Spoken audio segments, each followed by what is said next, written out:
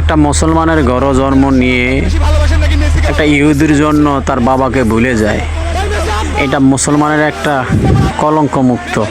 একটা মুসলমানকে ইহুদির কাছে মানুষ জিম্মি করে রেখে, হারে মুসলমান এইসব সন্তান জন্ম না দিয়ে এইসব সন্তান ছোটোকালে মেরে ফেললে অনেক ভালো হয়। কারণ যেই সন্তানের জন্য বাবা মার মাথার ঘাম পায়ে ফেলে এত পরিশ্রম করে, আর সেই সন্তান বাবা মাকে ভুলে যায়, বাবাকে ভুলে যায়, তার ইহুদিকে তার বাপ বলে পরিচয় দেয়। এটা অত্যন্ত লজ্জাজনক এবং দুঃখজনক। সেটা মুসলমানকে একটা কলঙ্ক মুক্ত করছে।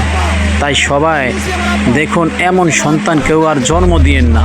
কারণ যেই সন্তানে আপনার নাকে মুখে চুনকালি দেয় এবং মুসলমানের নাকে মুখে চুনকালি দেয়, এইসব সন্তান জন্ম দেওয়ার থেকে না দেওয়াটি অনেক ভালো।